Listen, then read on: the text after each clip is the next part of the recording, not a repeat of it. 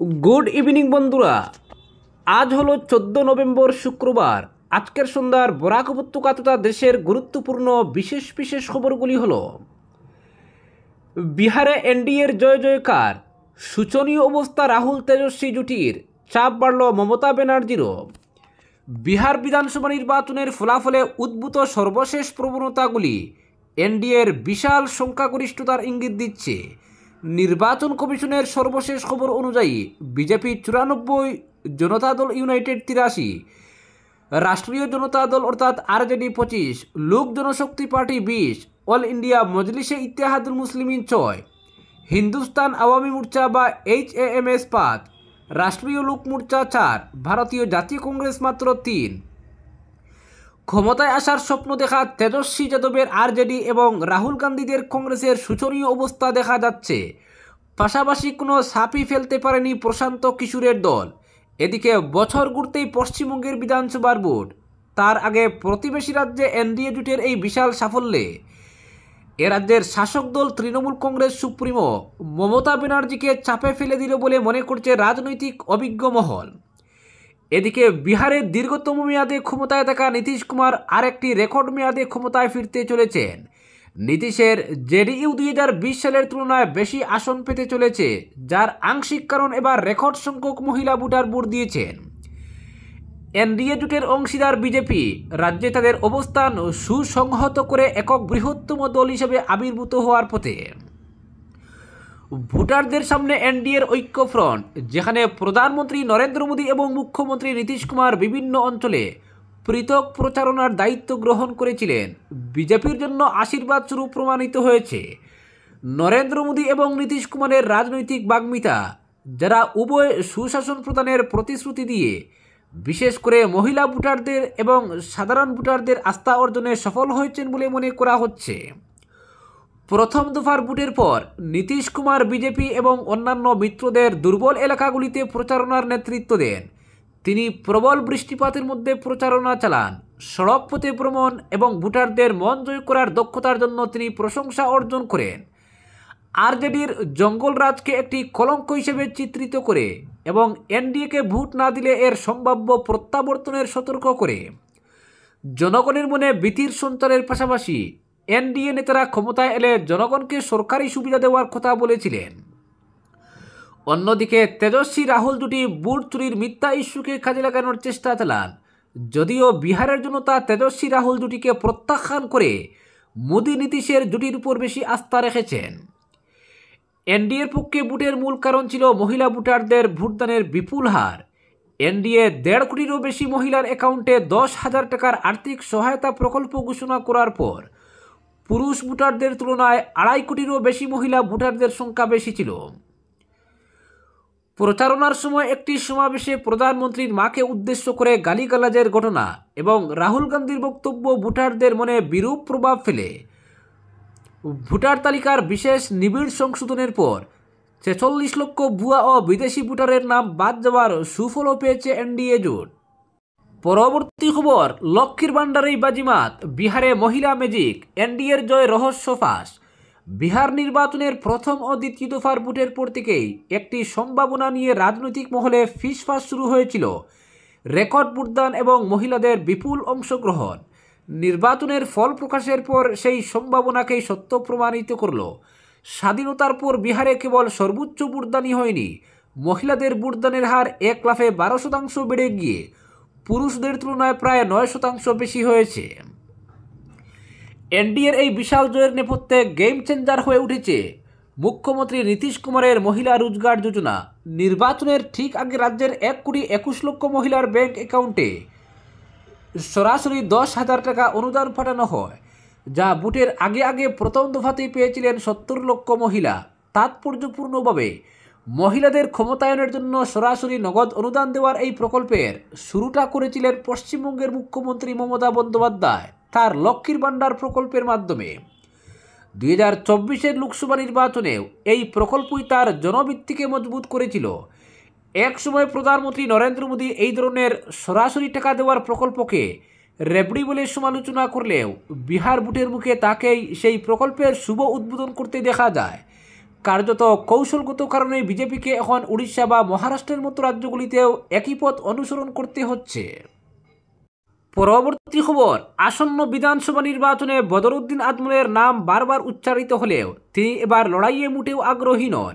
সাংবাদিকদের এক প্রশ্নের উত্তরে এমনই বললেন এআইইউডিএফ সুপ্রিমো। বর্ষিয়ান এই রাজনীতিবিদ এদিন ডবকার পুদুমপুকুরি উচ্ছেদস্থলে উপস্থিত হন। উচ্ছেদ হওয়া সাধারণ মানুষের সঙ্গে এদিন মত বিনিময় করেন, তাদের বিভিন্ন অভাব অভিযোগ শুনেন। আজমলকে অসহায় মানুষদের সান্ত্বনা দিতেও দেখা গিয়েছে। নির্বাচনে তিনি নামবেন কিনা এমন প্রশ্নের উত্তরে আজমল বলেন, আমার নাম চর্চায় থাকতে পারে, কিন্তু আমার একেবারেই নির্বাচনী ময়দানে নামার ইচ্ছে নেই। পরক্ষণেই তিনি বলেন, আমার কোমর ভাঙ্গা, ফলে আমি নির্বাচন খেলতে পারবো না। আল্লাহর অশেষ কৃপা ও সাধারণ মানুষের দোয়ার কারণে আমি ফিরে এসেছি। এখন আমি মঞ্চে ওঠার মতো অবস্থায়ও নেই। 10 কদম আমি নিজের শক্তিতে হেঁটে যেতে পারবো না। আজমল বলেন, তার চিকিৎসা এখনও চলছে। 10 মাস পর তিনি আসামে এসেছেন, ফলে ঠিক এই মুহূর্তে নির্বাচন নিয়ে কোনো ভাবনা তার নেই। তাছাড়া নির্বাচন এখনও 4 থেকে 6 মাস দেরিতে রয়েছে। অন্যদিকে মুখ্যমন্ত্রী হিমন্ত বিশ্ব শর্মা আজমলকে মেয়াদ উত্তীর্ণ বলে কটাক্ষ করেছেন। এ সংক্রান্ত কোনো জবাব দিতে রাজি হননি তিনি, শুধু বলেছেন মুখ্যমন্ত্রী অনেক বড় মানুষ। তাছাড়া রাজ্যে বিরোধীরা নতুন করে একজোট হয়ে নির্বাচনে লড়ার সিদ্ধান্ত নিয়েছেন। এ প্রসঙ্গেও আজমল এদিন কোনো মন্তব্য করতে গররাজি ছিলেন। পরবর্তী খবর, পরিবারতন্ত্রের অভিযোগ উঠেছে রাজ্যের বরিষ্ঠ আইনজীবী হাফিজ রশিদ আহমেদ চৌধুরীর বিরুদ্ধে। নিজ প্রভাব খাটিয়ে শ্রীভূমি জেলা কংগ্রেসের বিভিন্ন গুরুত্বপূর্ণ পদে তার নিকটাত্মীয়দের বসিয়ে দেওয়ার অভিযোগ উঠেছে। এমনকি আজ অবধি কংগ্রেসের প্রাথমিক সদস্যপদ না নেওয়া তার এক নিকটাত্মীয়কে মণ্ডল সভাপতি পদে বসিয়ে দিয়েছেন। বর্তমানে তিনি সহধর্মিনীকে জেলার মহিলা সভানেত্রীর দায়িত্ব পাইয়ে দিতে তদবির করছেন বলেও অভিযোগ উঠেছে। অন্যদিকে তার বিরুদ্ধে এসব অভিযোগ ভিত্তিহীন বলে মন্তব্য করেছেন হাফিজ রশিদ আহমেদ চৌধুরী। পরিবারতান্ত্রিক রাজনীতি নিয়ে সময়ে সময়ে বিরোধী দলগুলোকে আক্রমণ করে আসছেন প্রধানমন্ত্রী নরেন্দ্র মোদী, বিশেষ করে কংগ্রেসকে। সেই পরিবারতন্ত্রের ছায়া এবার শ্রীভূমি কংগ্রেসে। কাঠগোড়ায় হাফিজ রশিদ আহমেদ চৌধুরী, তিনি প্রভাব খাটিয়ে নিজ পরিবারের সদস্যদের জেলা কংগ্রেসের বিভিন্ন গুরুত্বপূর্ণ পদে বসিয়ে দিচ্ছেন। এমনকি আজ অবধি কংগ্রেসের প্রাথমিক সদস্য না হওয়া তার এক নিকটাত্মীয়কে মণ্ডল সভাপতির দায়িত্ব পাইয়ে দিয়েছেন। এ নিয়ে হাফিজ রশিদের বিরুদ্ধে দলের অন্তর্মহলেই ক্ষোভের সৃষ্টি হয়েছে। নিজ নিকটাত্মীয়দের বাইরে হাফিজ রশিদ কোনো চিন্তাই করছেন না বলে অভিযোগ উঠেছে। নাম প্রকাশে অনিচ্ছুক 2 জন কংগ্রেস কর্মী এ নিয়ে সংবাদ মাধ্যমের কাছে হাফিজ রশিদের বিরুদ্ধে অভিযোগ করেছেন। কোন নিকটাত্মীয়কে কোন পদের দায়িত্ব পাইয়ে দিয়েছেন তাও তুলে ধরেছেন। তারা বলেন, হাফিজ রশিদ একজন হাই প্রোফাইল ব্যক্তিত্ব। লোকসভা নির্বাচনের আগে তাকে কংগ্রেসে আনা হয়েছে। বর্তমানে তিনি প্রদেশ কংগ্রেসের উপসভাপতি পদে রয়েছেন। আর এখন তিনি নিজ প্রভাব খাটিয়ে শুধু তার পরিবারের সদস্যদেরই ফায়দা করে দিচ্ছেন। উদাহরণ তুলে ধরে ওই 2 কর্মীর ভাষ্য, হাফিজ রশিদ নিজ ভাই হুসেন আহমেদ চৌধুরীকে জেলা কংগ্রেসের এক্সিকিউটিভ মেম্বার করেছেন। ভাগ্নে জামাই জাকির হোসেন চৌধুরীকে ইয়ং ব্রিগেডের চেয়ারম্যান পদে বসিয়েছেন। বাতিজা জুনেদ চৌধুরীকেও জেলা কংগ্রেসের একটি গুরুত্বপূর্ণ পদে বসিয়েছেন। তার আরেক ভাই রফিক আহমেদ চৌধুরীকে প্রদেশ কংগ্রেসের মিডিয়া প্যানেলিস্টের দায়িত্ব পাইয়ে দিয়েছেন। এমনকি 2 দিন আগে ইউডিএফ ছেড়ে আসা তার নিজ চালক আব্দুল হাকিম চৌধুরী রাজকে জেলা কংগ্রেসের সাধারণ সম্পাদক পদের দায়িত্ব পাইয়ে দিয়েছেন। শুধু তাই নয়, তিনি তার বাগ্নে সেলিম কাজীকেও চৈতন্যনগর ব্লক প্রেসিডেন্টের দায়িত্ব পাইয়ে দিয়েছেন। অথচ সেলিম আজ অবধি কংগ্রেসের প্রাথমিক সদস্য পদও নেননি। এরপরও নিজ প্রভাব খাটিয়ে তাকে ব্লক সভাপতির দায়িত্ব পাইয়ে দিয়েছেন হাফিজ রশিদ আহমেদ চৌধুরী। এখন তিনি নিজ সহধর্মিনীকে মহিলা কংগ্রেসের জেলা সভানেত্রী করার তদবির শুরু করেছেন। হাফিজ রশিদ পুরোপুরি নিজ স্বার্থে দলকে ব্যবহার করে চলেছেন। পরিবারের সদস্য ছাড়া তিনি কারো কথা চিন্তা করছেন না। দোরগোড়ায় বিধানসভা নির্বাচন, হাফিজ রশিদের এমন কর্মকাণ্ডে দলের অন্তর্মহলে অশান্তির সৃষ্টি হয়েছে। দীর্ঘদিন ধরে কংগ্রেস করে আসা কর্মীরা হাফিজ রশিদের জন্য দলের বিভিন্ন দায়িত্ব পাওয়া থেকে বঞ্চিত হচ্ছেন। তার জন্যই আগামী নির্বাচনে দলের লোকসান হবে মন্তব্য করেন ওই 2 কংগ্রেস কর্মী। এদিকে ইস্যুটি নিয়ে সংবাদ মাধ্যমের তরফে হাফিজ রশিদের সঙ্গে যোগাযোগ করলে তিনি এমন অভিযোগের সত্যতা অস্বীকার করেন। তিনি বলেন, আমি কোনোদিন আমার পরিবারের সদস্যদের কোনো পদের দায়িত্ব দিতে চাইনি। এমনকি জেলা কংগ্রেস সভাপতি তাপস পুরকায়স্থের সামনেও আমি এমনটা বলেছি।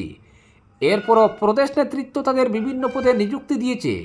এছাড়া আমার সহধর্মিনী গুয়াহাটি থাকেন, তিনি দায়িত্ব নিলে প্রদেশ কংগ্রেসের কোনো পদ নেবেন, সেখানে শ্রীভূমি কংগ্রেসের সভানেত্রীর দায়িত্ব কেন নিতে যাবেন, মন্তব্য করেন হাফিজ রশিদ আহমেদ চৌধুরী। অপরদিকে প্রয়োজনে গদি ছেড়ে দেব, চাপের কাছে মাথা নত করব না, বললেন মুখ্যমন্ত্রী হিমন্ত। রাজ্যের বিভিন্ন জেলায় প্রতিবাদে পথে নেমেছেন পঞ্চায়েত ও গ্রাম উন্নয়ন বিভাগের অস্থায়ী কর্মীরা। বেতন বৃদ্ধি, 60 বছর পর্যন্ত চাকরির নিশ্চয়তা, কাজের সমান মজুরি, চিকিৎসা সুবিধা ইত্যাদি নানা দাবিতে আন্দোলন করেছেন তারা। রাজ্যের বিভিন্ন প্রান্তে প্লে কার্ডের স্লোগানে নিজেদের দাবি দেওয়া আদায়ে সরব হতে দেখা যায় এইসব অস্থায়ী কর্মীদের। কোথাও কোথাও উঠে সরকার বিরোধী স্লোগানও। তবে এ নিয়ে মুখ্যমন্ত্রী মোটেই ভাবিত নন। নিজেই জানালেন এসব কথা, বললেন সামনেই তো নির্বাচন, আর নির্বাচন এলেই এসব নানা দাবি দেওয়া আদায়ে মাঠে নামেন মানুষ, এতে কোনো আপত্তি নেই, কিন্তু কোনো চাপের মুখে মাথা নত করব না আমি। প্রয়োজনে মুখ্যমন্ত্রীর দায়িত্ব থেকে সরে দাঁড়াবো, কিন্তু চাপের মুখে কিছু আদায় করা যাবে না আমার থেকে। স্বাস্থ্য বিভাগের পর পঞ্চায়েত ও গ্রাম উন্নয়ন বিভাগের কর্মীরা প্রতিবাদে নেমে সরকারকে একটু নাড়া দিতে চাইছেন শেষ কদিন ধরে, কিন্তু এই প্রতিবাদকারীদের বিরুদ্ধে যেন কঠোর মনোভাব মুখ্যমন্ত্রী ও রাজ্য সরকারের। এনএচএম কর্মীদেরও হুঁশিয়ারি দিয়েছেন মুখ্যমন্ত্রী। এদিকে পঞ্চায়েত ও গ্রাম উন্নয়ন বিভাগের অস্থায়ী কর্মীদের প্রতিবাদ অবস্থান নিয়ে তার বয়ান, কেউ তাদের দাবির কথা তুলে ধরতেই পারে, সরকার তা বিবেচনা করবে, কিন্তু চাপ সৃষ্টি করে কিছু আদায় করতে চাইলে সেটা কিন্তু হতে দেওয়া হবে না। আমি হিমন্ত বিশ্ব শর্মা চাপের কাছে নতি স্বীকারের লোক নই, প্রয়োজনে গদি ছেড়ে দেব, কিন্তু নত হব না। আজকের বিশেষ সংবাদ এখানেই সমাপ্ত।